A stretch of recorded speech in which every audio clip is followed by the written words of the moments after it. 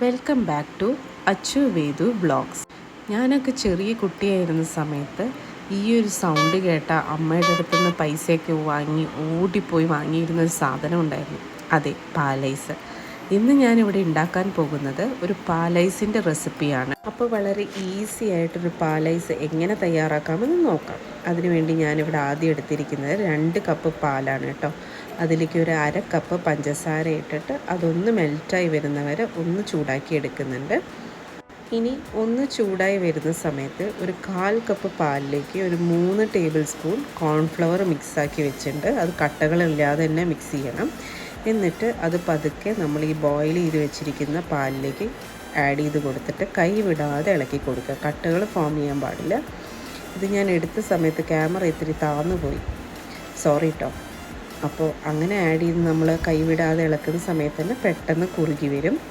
ഈ കുറുകി വരുന്നതിൻ്റെ ഫോം നമുക്ക് ഇങ്ങനെ വേണം കിട്ടാനായിട്ട്.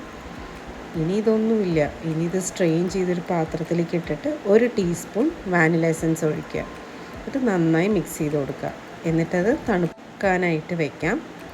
ഇനി ഞാനിവിടെ എടുത്തിരിക്കുന്നത് ഇങ്ങനത്തെ ഒരു മോൾഡാണ് കേട്ടോ. ഇത് ഞാൻ ആമസോണിൽ നിന്ന് പർച്ചേസ് ചെയ്തതാണ്.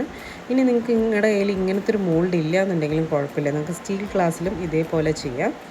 ഇനി നല്ല തണുപ്പാറിയ മിൽക്ക് മിക്സ് എടുത്ത് നമ്മൾ ഓരോ ഹോളിലേക്കും ഇങ്ങനെ ഒഴിച്ചു കൊടുക്കുകയാണ്.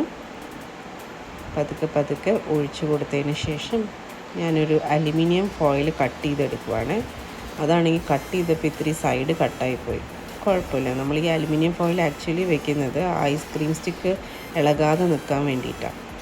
അപ്പോൾ ഇതേപോലെ ഒരു റെക്റ്റാങ്കിൾ ഷേപ്പിൽ കട്ട് ചെയ്തിട്ട് ഐസ്ക്രീം സ്റ്റിക്കൊക്കെ ഞാൻ സെറ്റ് ചെയ്തു. ഇത് ഞാനൊരു ഓവർനൈറ്റാണ് കേട്ടോ ഫ്രീസ് ചെയ്യുന്നത്. അങ്ങനെ നമ്മുടെ പാലൈസ് റെഡിയായി. പാലൈസ് റെഡിയായപ്പോൾ അച്ചുവിന് ഒരേ നിർബന്ധം, അവന് ചോക്കോബാർ വേണമെന്ന്. അപ്പോൾ ഒന്നും നോക്കിയില്ല, പാലൈസ് വെച്ചിട്ട് ഒരു ചോക്കോബാറും കൂടെ റെഡിയാക്കി. അതിൻ്റെ ഷോർട്ട് വീഡിയോ ഞാൻ അപ്ലോഡ് ചെയ്തിട്ടുണ്ട്.